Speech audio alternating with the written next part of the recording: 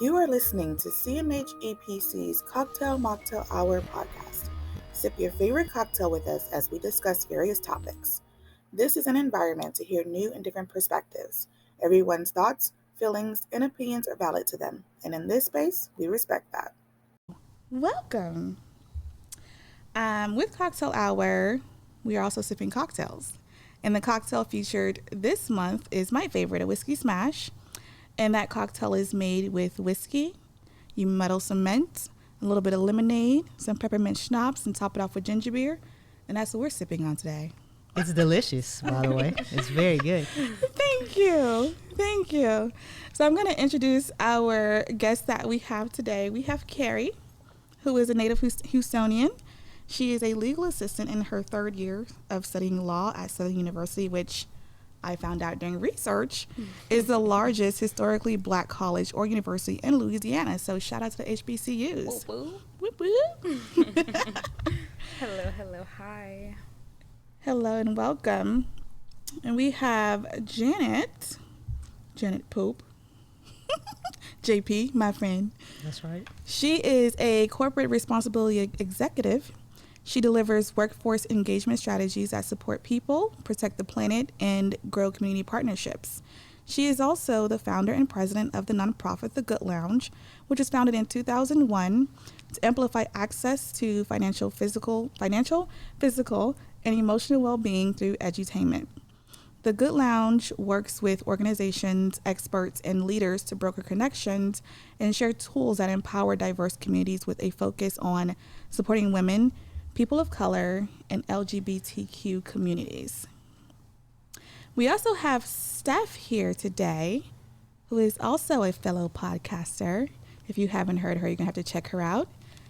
She is a human, a free people contributor, internal mediator, and peace generator. She sows seeds of understanding regularly through her podcast programming, Understandably So.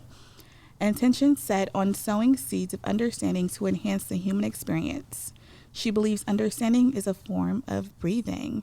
So welcome, you guys. What up? We're here, round table, cocktails, it's happening.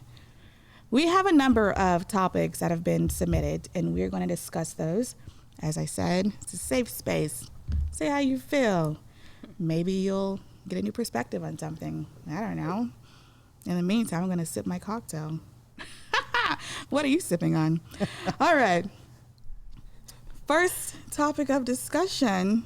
So wait, you have to give the listener some context here. We have not seen these topics. We have no idea what is coming our way. And I think we should make sure that's clear for anybody that's listening to this podcast. That is true. Okay. No, these topics are submitted to me. I am the moderator, and the people that are hearing these topics have no idea what they are.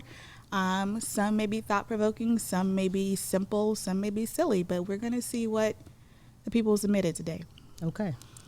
Okay, so our first topic is, how do you feel about exes being married to men in a prior life? Oh, wow. Right out the gate like that. Okay. Topic number one. How do you feel about exes being married to men in a prior life? Or is this heterosexual? No, I think it's a lesbian that asked the question. Yeah. Okay. So you're saying if you are in a current relationship with a woman, but she has an ex that was married to a man. Mm-hmm. Okay. How do you feel about that? That's clear. Got it.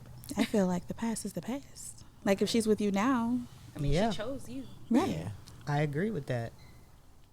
And I mean, if you're with her, you know about this. Mm-hmm. I feel like this isn't a surprise. Right. So, Or the question could be, is this a relationship or is this a dating question? oh, would Then you, I think that maybe changes you're the just context. dating and that's okay. But if you're ready to get into a more serious relationship, are you okay with that? But you would know that by then. You would. You should. So maybe it's a dating question. Okay. That makes sense. I think me and my friend were having this discussion the other day, but like the flip, I guess. Like she obviously talks to men, and she was saying that she doesn't think that she could date a man that is interested in other men. So I think that happens more so with women than what we're talking about. Like, I don't think I would ever have an issue with my ex like having dated a man. Like I've dated men. I was engaged to a man. Like, you know, life changes. Yeah, absolutely. Yeah, that's true. I automatically thought heterosexual because I feel like heterosexual women have a problem with men that have dated men. Yeah. Right. Yeah. So that's like the double standard, basically. For sure. Absolutely. Yeah. I think people should be able to do whatever they want. And when I you agree. arrive where you are and be who you are for who you are with whomever. Right. Do what makes you happy as long as you're not hurting anybody else or breaking the law. Like them, how could that even alter what you think about them? Right. Yeah, it's interesting. But it feels, and I don't want to jump the shark, if you will, with the question that was asked, but it feels like it's starting to get into like the gray area of the stigma that people have around bisexuality. Are you getting that from the question as well? Sure. Yeah, I can feel that. Yeah. So do we want to talk about that? Because I do think that's a thing. I mean, especially the point that you made around, I definitely feel like women don't want to know or would have a problem if they found out that their boyfriend is bisexual and previously dated a man. Or not even bisexual, just had a sexual encounter with another man. Like okay. That's a problem. Doesn't matter how deep it got. Yeah. It happened. Got it. So but what is that about, right? So when I think about the LGBTQ plus community, we, in some cases, should be the most open around sexuality and gender identity, just based on how we identify and our own experiences, etc. But why do we seem to want to put bisexual people in a box? And I don't think we at this table do that, but it definitely happens in the community. But I don't understand what it's stemming from, if I'm honest. Well, I feel like it's all individuals. Like they just put all those letters together. They just put them all together. Like it doesn't equal unity, you know? That's fair. Yeah, and people are always saying pick a side. You know, in everything, politics, religion, you know, pick a side. Right. Same thing, sexuality. You just can't be. Can't have both. It's like, damn, I don't know right now. I mean, that was then, and today I feel this way, and I don't want to put that on the future because I don't know. Yeah. But you got to pick a side, they say. We don't like gray. We like binaries, right? And that's why I don't like labels. Because I'm like, you want me to label myself to put me in a box to make you feel comfortable. Whereas I'm like, I just am who I am. And then if you change your mind, God forbid. Yeah. It's always an interesting conversation. And I don't, to your point, I don't know why a lot of folks in the community really struggle with bisexuality. Well, I know why.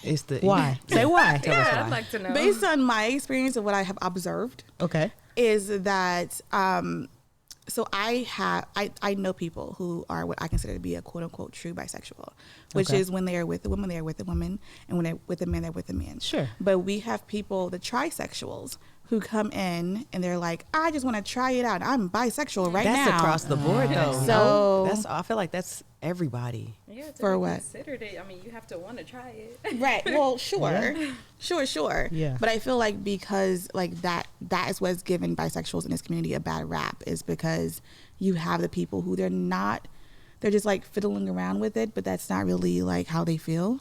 Well, but to the point that I think's being made, everybody had to be a trisexual for at least a day in order to come. A few hours. Right. To think about it. And I mean, I can only speak from my own experience. I dated men all the way through college. And it wasn't until I graduated from college and I was 25 years old, a whole adult with, now you can get good insurance at 25.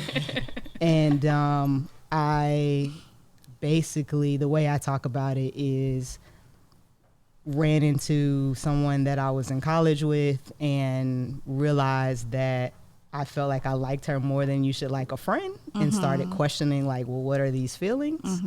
And then I say, once I tried what I realized was steak, that I had liver and onions before, right? And I was like, well, I just want to do steak from now on, right? Because now I've had it. But if if you've never had steak in your life, how would you know that liver and onions doesn't taste as good, right? So that's kind of the way that I think about it from my own experience. But in that particular season of my life, I could see someone looking at me and saying, well, you're a trisexual. Right? Because I had a crisis of faith and all of that. And I don't know if that's going to be a question later. But I definitely, after that encounter, tried to date a guy again because I felt like maybe that was just a thing. Yeah. And this is wrong and I need to, quote unquote, fix myself. And that went horribly wrong. And so that was the last guy I dated. But yeah. So it speaks to that. I think, I guess more so going back to Courtney's point, because I think I've dealt with this, considering all things. What was I going to say? Sorry, lost my train of thought. Going back to the point. Oh, right. Okay, so I think there's an insecurity there that, like, hey, you have, in your point, only dated men, and now you want to be with me, and, like, this is, like, your first step into the pool, your first toe dip, and how am I supposed to know that you're serious? How am I supposed to know that, like, that's not what you want? And like you said, there are people that are bisexual, and when they're with a woman, they're with a woman. When they're with a man, they're with a man. And then there are probably also some people that, hey, I'm with a woman, but, like, if that dude over there, he checking me out, like, I think there's some insecurities there with your partner, maybe that maybe they don't acknowledge, or whatever the case may be, that, like, okay, well, you've only dated men, so, like, how do we move forward, because this is your first lesbian relationship. And obviously I feel like I can speak to that because this is my first lesbian relationship, but I mean, it's just conversations that you have, and let that person know, like, I'm here, I chose you, this is where I want to be. And I mean, who's to say that you might not think that someone else is attractive, or you want to talk to someone else? Like, you choose to be with the person that you're with, regardless of who they are. So those are my sentiments. Self-awareness is important. I think that's a human fault, though. That's not like a sexuality thing. Like, if you're going to be trustworthy or not, that's a human thing. That's true for sure. So I feel like that every sexuality experiences that a person, I mean, whether you cheating with whoever, I mean, it's deceit. So I think it has to do with character. I think for a while, if I'm honest, so I'm 41. I've been out since I was 28, so it took a couple of years for me to just figure out, am I comfortable talking about this? But I definitely feel like and now I lost my train of thought. Man, these drinks are good. Cocktails. I definitely feel like, what were you saying, Steph? Human fault. That it was a human fault. Or deceit. So I originally didn't really understand polyamorous relationships. I was just like, that feels like a lot and crazy. How dare people? And the older I got, or more mature, I know that doesn't necessarily correlate with age, but more experience and just having more conversations and understanding different points of view. What I realized was, and sometimes those relationships don't work, but all the relationships, to your point, is around communication. So, like, whatever you're communicating, whether that's, hey, we're gonna engage in multiple people or whatever, it all boils down to good communication. And unfortunately, I think it takes some people a while to get to good communication, because I'm not gonna say it's easier to lie. I actually think at my big age, it's harder to lie. It takes too much thinking, like, and remembering and whatever. But I think it's just interesting that I'm over a lot of things like that now, because I understand communication, like the point around communication. And now I'm rambling, so I'm gonna drink my drink. I feel like, though, being able to communicate also goes back to, like, being self-aware, right? So you can't communicate what you want or how you feel if you don't know what you want or how you feel, right? So very true. But also, I think people would feel bad about feeling like this is my need, and because society maybe told me I can't have this need, to the point of, like, poly, I don't express it. So I'd rather lie to you about it and go do this than just communicate this is what I feel I need and be honest about it. But what if you don't know that's what you need? Like, what if you've never been exposed to that and you're like, something's off, something's wrong, I'm not sure what to do, so I'm going to go do what the movies tell me to do, and that's find somebody else and cheat a little bit. Yeah, I think that's shame, though. Like societal shame? Yeah. Mm-hmm. Sounds like groupthink. Right? It does, right? Yeah. Does that make sense? Mm-hmm. Okay. Yeah. All right, so our next. Yeah. Did you really? Absolutely. Yeah. So these mics are amazing. amazing. Good job, Sav. I'm over here like, can y'all hear me? Oh, y'all hear me breathe? Yeah. Goodness. So I needed it in my ear. All right, supporting each other professionally in entrepreneurship and corporate arenas. That's the topic that was submitted. I don't know in what route they wanted to go with that. But supporting each other professionally, I don't know what that means. Oh, wait a minute. We just talked about this, though. Supporting people professionally in what they do.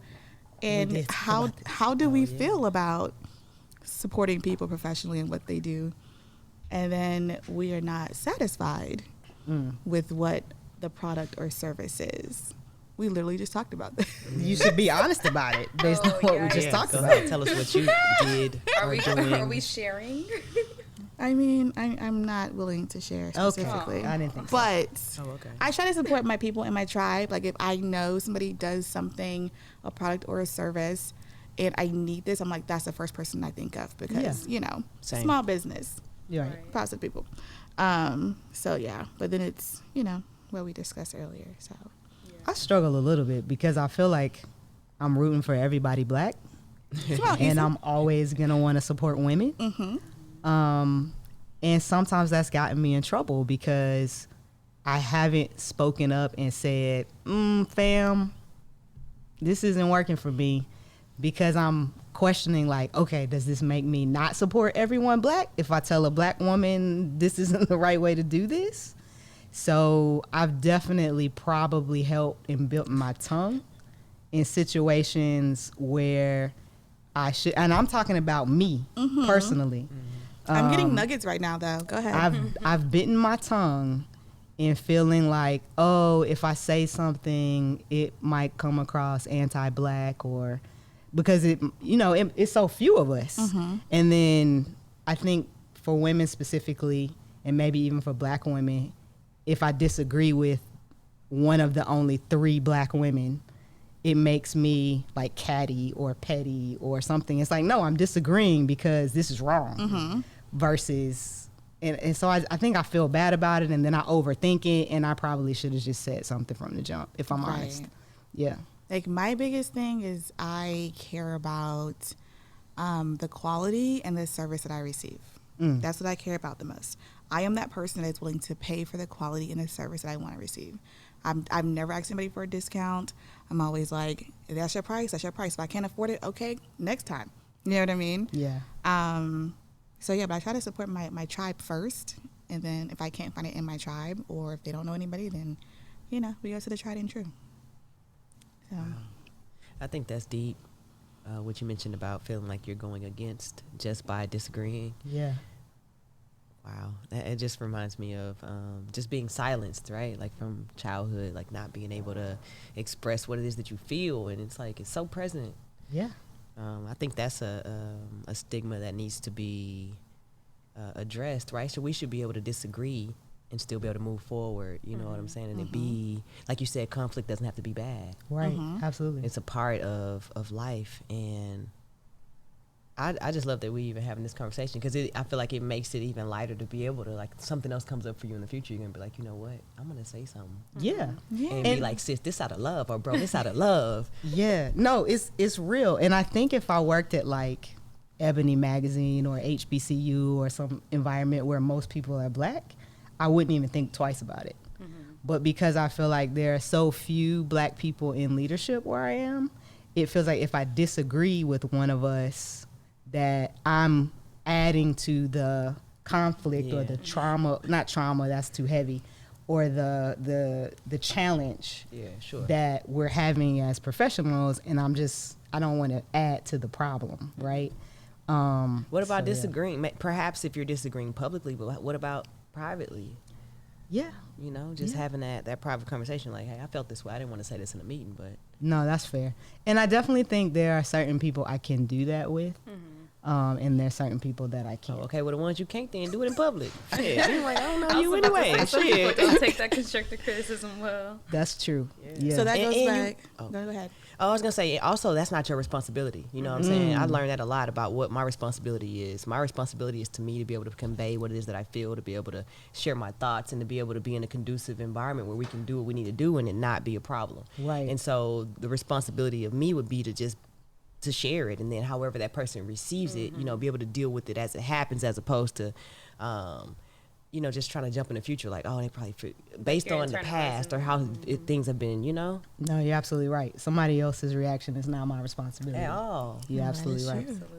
But that goes back to the point you said earlier. In 2023, we're leaning into conflict. We are leaning into conflict. I am personally. Okay. Yes. But it doesn't have to be, like you said, Negative. it doesn't have to be negative. That's right. So it can be, we can disagree. Yeah, and I should probably tell people what I mean by that so they don't think I'm running around with my fist up like trying to start fights. I think it's clear, though. Is it clear? Yeah, it's okay. clear. I definitely feel like in 2021, I would avoid conflict. I was a conflict avoidant person. I just would not say the thing I should say, or I don't know if I go as far as say was people pleasing around things, but I just probably let some things linger a little longer than they should have before I said something. And I just realized with some therapy and going into this year that I didn't want to do that. I wanted to be more direct. I wanted to address the thing when it happened. And I wanted to not be conflict avoidant. And I approach it in my family life with siblings and parents. I definitely approach it in my work life. And it's definitely helped me sleep at night stuff, for sure. Yeah. So it's something that you've already started or something that you're going, okay. Yeah, it was 2022 was the first year I really kind of leaned into that. Oh, next year about to be a whole nother thing. Absolutely. This will be a whole nother level. Absolutely. Yeah. That's what's up. All right. What is the best/easiest drink to make? Cape Cod. What's in that? Vodka Coming cranberry. from the mixologist. Oh, okay. I thought the Cape Cod was with the lime. Is that a Cuba? No, that's a Cuba Libre. Is this the same thing? No, it's garnished with a lime. Ah, okay. Cape Cod's garnished with a lime. Shot feels like cheating. Steph is also a mixologist. Ah, very cool. She knows all the things. I wouldn't say all of the things. I mean, cocktail related. Enough to get a party going. Boom shakalaka. So here, I need your help. I am going to have a winter social for the Good Lounge. And I need to come up with a wintry cocktail. Signature cocktail. Yeah. Mm-hmm. So what things constitute like wintry? Well, almost everything. Truly, yeah. I feel like anything can be transformed into. I did into a winter. I did a party a little while ago, and we created a winter wonderland old fashions. Okay, now you're talking my language. I love an old fashioned. Winter wonderland old fashioned. What is in a winter wonderland? It had cinnamon. So the only difference was there was no the orange aspect. We used the cinnamon instead of the orange. Got it. Ground cinnamon, and then garnished with cinnamon stick. That sounds good. Yeah, and we smoked it too. We smoked it with the orange flavor. So you still got that. Into the oak wood, yeah. So what kind of bitters did you use for it? Regular bitters. Regular bitters. Yeah. Got it. So the only difference is the cinnamon replaced the orange. Yeah, that sounds good. And no cherry. Okay. We actually infused cinnamon syrup. What? Yeah. Okay. Yeah. Oh, and brown sugar cubes instead of the regular sugar. As we get into it, there are more differences. I like but it. Also, I'll send you the recipe in full links because that's good. I love Sounds it. delicious. I have I do like a rum old fashioned. So Diplomatico is my rum of choice for a rum old fashioned. I think they're really good. They're a little sweeter than a traditional old fashioned, but that's not the question you asked. You asked the easiest drink to make, and you said a shot for you. Oh, that's true. Cheating. That's even easier. I mean, that's even easier. I mean, some alcohol is already mixed, so very easy for sure. Hey, just do you want it chilled or no? That's true. Straight to the point. I mean, For sure. Yeah, at this big age, as I like to say, I prefer just drinking stuff on ice. The juice, I think, makes me drunk faster. I was about to say, rumor has it that's what gives you that hangover. So the sugar. So I try to steer clear. Yeah. But also at your big age, you're also probably drinking quality liquor as well, and not just like the stuff that we could afford when we were in college. This is very true. Yeah. So you can do that over ice. Yes, you can. Absolutely. And, you know, we have everything in all the flavors now. That's true. So Jim Beam honey is like a go-to for me. Jack honey over here. Jack honey That's is my a go-to. Yeah, so with everything in the flavors, you can definitely do that stuff over ice and it not be a problem. True. True. Nice. Zombie apocalypse. What's your role in zombie apocalypse? What? I don't know. It's a weird question. I mean, with the way things are going. Look, I've seen enough movies to know that I probably just want to be taken out pretty quick. I was like, let me be the first round. Just be out of here. I'm good. I'm definitely not the house everybody's running to. There's not enough food. I'm not that person. No, like I would starve alone in my own place. So, yeah, no congregating there. I'm not into Nobody knows what their role is. Nobody knows what their role is. Are we all like we're out? No, for I'm the a count? zombie. So You're gonna be a zombie. Yeah. Oh. Because she's gonna be taken fast, is what she Yeah, said. I'm not- So I she'll see. be a So zombie. you're gonna be part of I that. don't have survivalist in me. Like I can't. I can't live off the land. So I think I'm gonna just. Yeah, I'm gonna have to find someone who's storing food house to go to. But how? How are you gonna get there? Oh, everybody has a friend that they know just You do. has lots of food. But Lots the of food apocalypse. and We're talking. Right. It's like how you How get I get all the way there. You're right. Because Houston, everything's spread apart. You gotta make it there Tomb first. Raider, That's like true. you On need a your regular day. guns, you need to be locked and loaded. And Yeah. see me, I'm not built for that. Yeah. I be in the gym, but Not against a zombie. I hear they're right. I they're can't run that like- far. I can't run that long. Yeah, the cardio game is real weak right now. So count me out. I will say, by myself, I'd probably get taken out faster. I had a psychic tell me once when I was young and used to get like readings of things that I like snap into action and protector mode more when there's someone to protect. So whether that's like a partner or a child, like if I think I'm responsible for helping someone, it makes me braver. So you would die first. That's Probably. Like, yeah. if it's just me, I don't Put care. your life on the line. But I would Yeah. die even faster, I think, if it was just me, because I wouldn't feel like I have anybody to protect, apparently. What? Okay. Yeah. Is it weird that that's why I don't want to have children? Keep Is talking that about weird? this. Okay. So so I feel like this world is fucked up. I don't like it. Right? It's crazy out here, and so I'm like, I don't want to bring a life into this world because when shit hits the fan, it's not just me. I got to worry about that baby. Right. Right? So There's always someone in the movie that's pregnant. You just be like, ugh, Yeah. we're trying to save the baby. Yeah. It's you true. don't want to be that girl. No. Got it. So, yeah. Yeah. It's the thing. That is tough. 'Cause I'm gonna choose my child over myself any day, As most mothers or parents will. which Yeah, is selfish. it's because instinctual. They can't take care of themselves. Exactly. Exactly. You gotta Oxygen do for that mask. baby. Yeah. Put yours on first. For real. Y'all both did. Oh, goodness. Next topic is evolutionary love. Oh, that's very And broad. that's just the topic. No comment. Evolutionary I love that. love. I feel like I'm in a Oi. evolutionary love. Say more. It's I hate when people describe something by using the word. It's a love that continues to evolve. Exactly what you thought. Well, I mean, yeah, that's what it is, right? Well, like, yeah, a love that's essentially. evolving. Yeah, that just continues. Like you can feel it. It's very immersive. Mm. You know, like you can feel the change. You can see it, and you just be like, wow. Yeah. Mm, That's deep. it is. It's very profound. But is that what comes with like long-term relationships? Because the Nah, person that you met this is a new is relationship. different than the person's gonna be like Always. 5 years from now, right? So like if Always. you're like in a 5 long-term months. relationship it's evolutionary, right? Because people are always changing and growing. But that doesn't, it being long term doesn't make it evolutionary. Niggas be together and just be together. That's true. Don't like each other. They evolved into different directions and they just together. And they're still together. Because they've been together. Yeah, because human don't like to be alone. So that's not love. That's just, they just together. Yeah, well, they might evolutionary have together. agreed to split the rent or something. Yeah, that ain't It's love, expensive out here. That's survival. Right. Right now, it's expensive out here. Yeah, right. I love that though. Yeah, absolutely. I don't think it matters how long you've been together.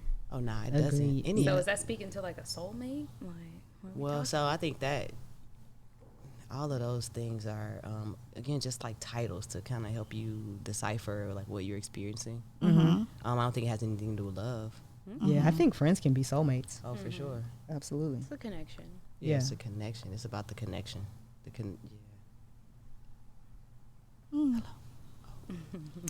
Do you think you have grown or matured through experiencing the pandemic? When you were able to be back in the world freely, do you think you will view things differently, and how? Or have you viewed things differently? Wait, we're back in the world freely now, right? Yeah, I think that's... Okay, this is an older question. Do you think you've grown or matured? I have, absolutely. The way that I think about wellness now is very different than the way that I thought about wellness in 2019. Right.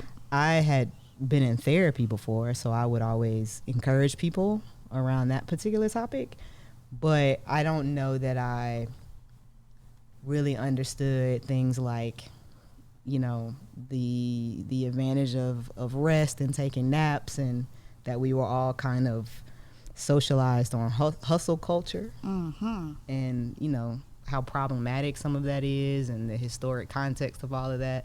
But yeah, I think most of the world probably has rethought wellness and well-being and the importance and the value of that. So I've definitely evolved. It also made me just rethink the importance of life. I think that's always something when people pass away, you think about, but so many people, so many lives were lost and so suddenly.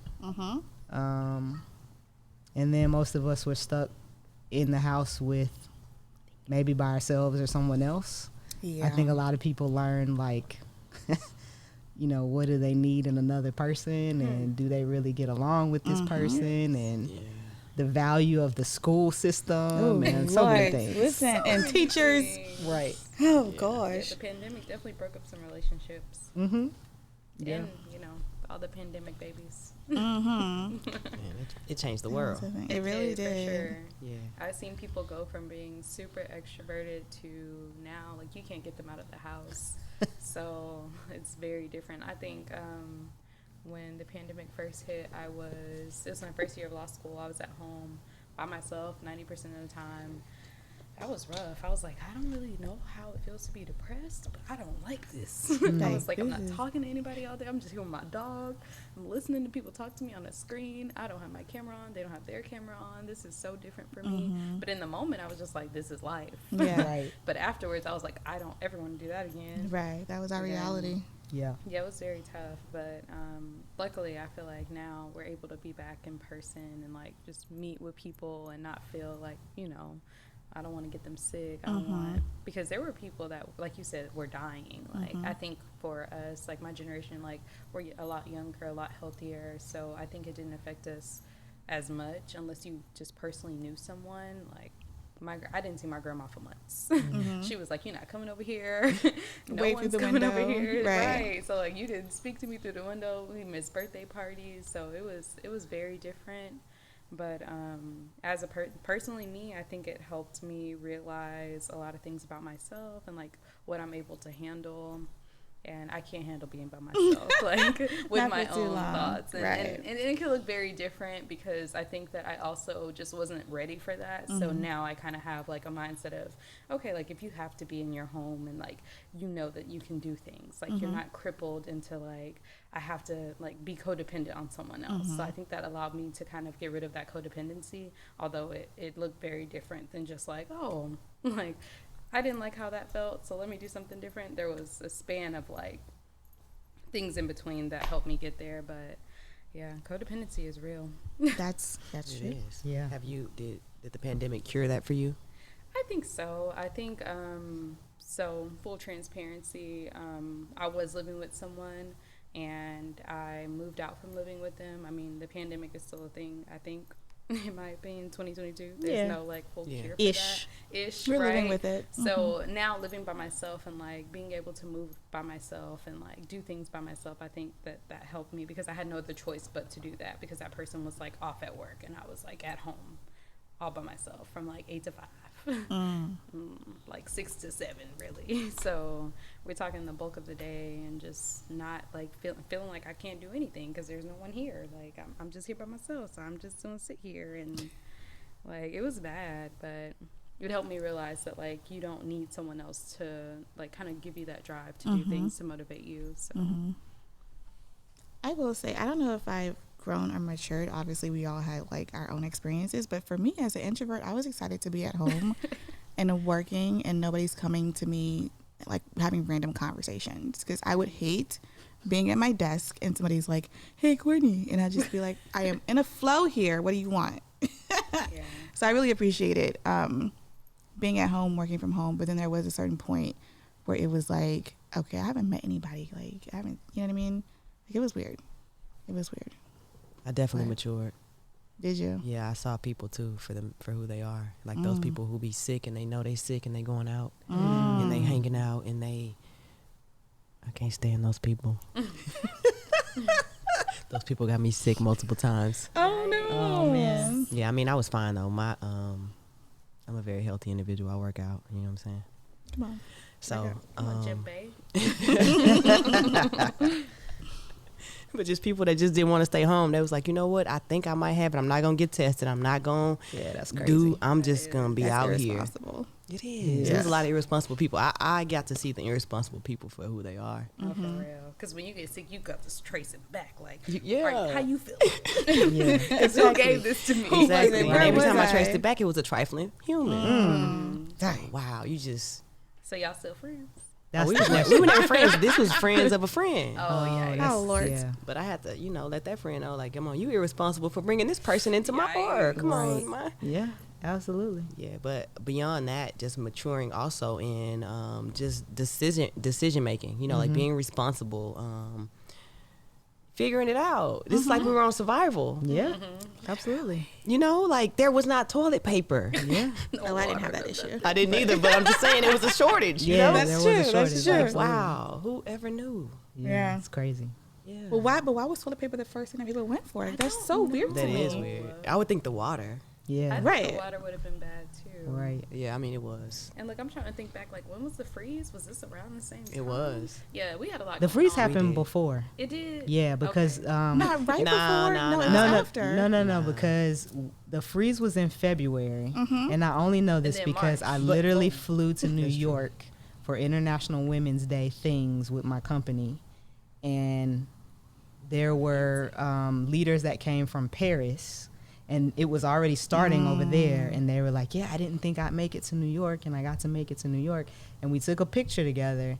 And then the week after, my company completely shut down all travel. But it was already happening though. It was absolutely already The United happening. States was just Yeah. like behind. Yeah, it the was United already States was happening. behind. We were You know thinking they It was don't happening like in that. 2019. You know they don't like that. but we weren't stuck at home in the freeze. I mean, we were, but not because of the pandemic.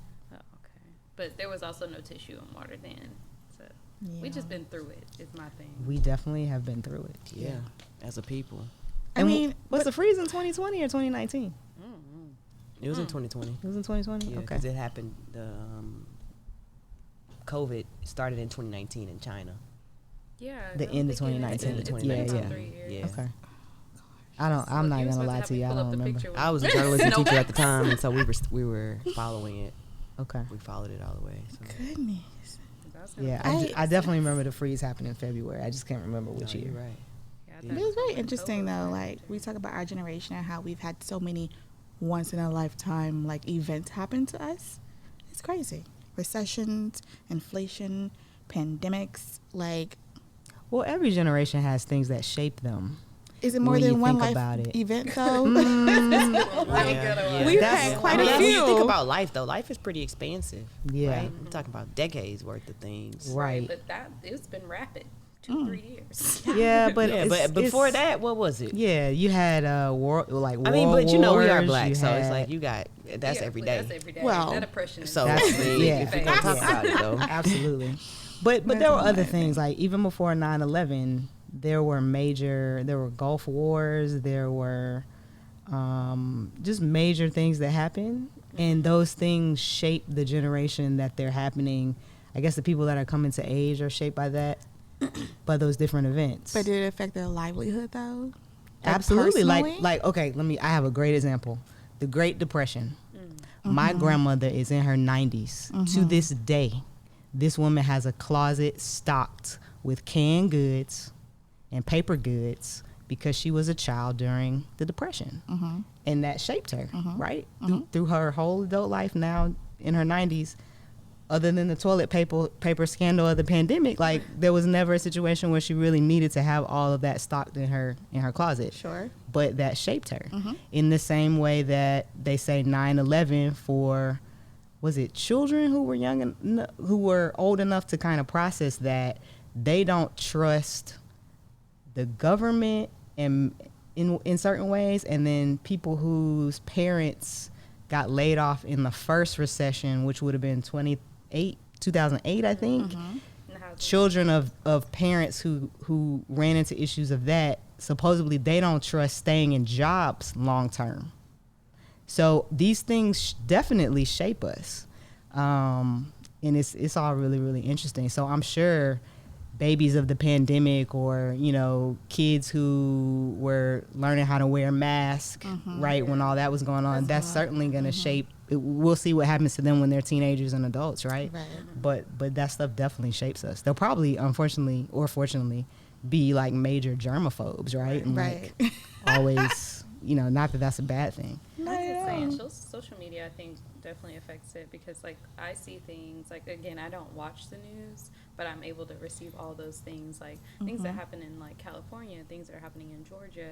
I'm seeing those things because like those are the people I follow, and like I think it intensifies it because you're seeing it every day, and it just feels like you're living it, and maybe that might be a little bit different, but no, you're right. As opposed to catching the news every once in a while, it's right there. Yeah, I definitely say all the time, I'm very glad that social media was not a thing when I was in middle school. Same. Oh, because they would have fried me. I would have been out. Yeah. The bullying? Yeah. I would have turned out different, I'm sure. Yeah. But also, do we need like phones for kids who are developing, other than to call your mother?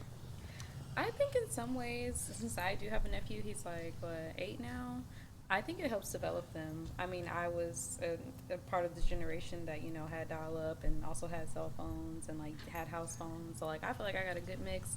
I think that technology, especially in a way of, like, job opportunities, like, them knowing how to code and things, like, those are jobs that, like, those are lucrative. Like, absolutely. You don't have to worry about the outlook of that type of job.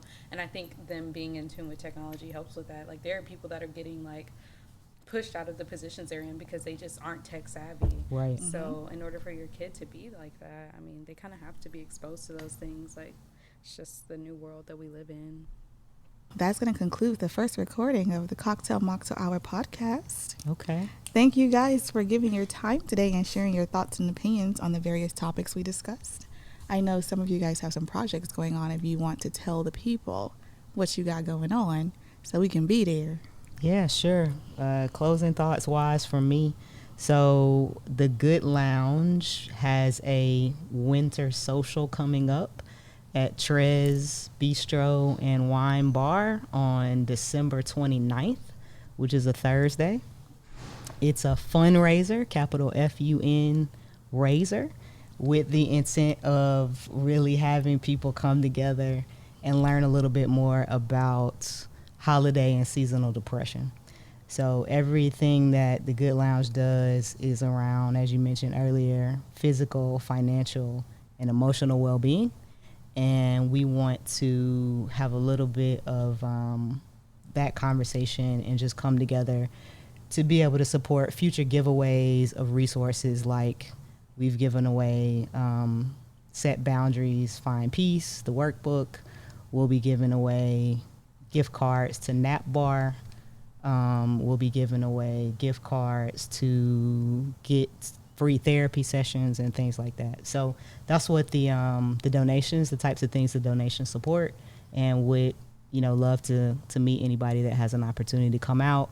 Go to thegoodlounge.org/winter to register for that event if you're interested in attending.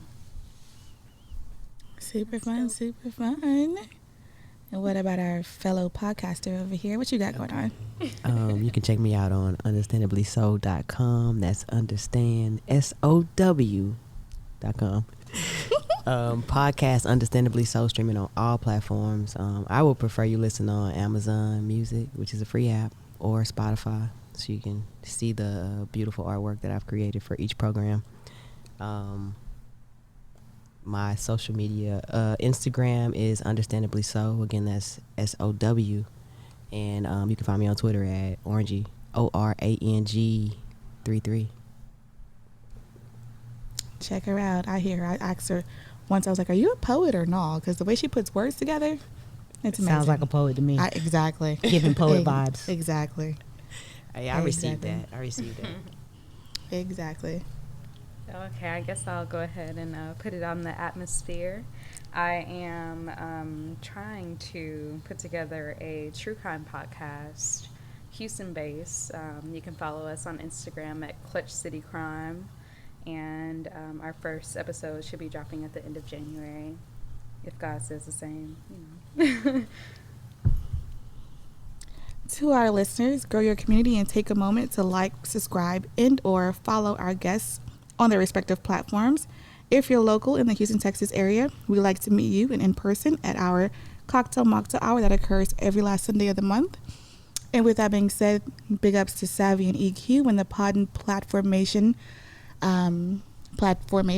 basically, right? For having us. And that's a wrap.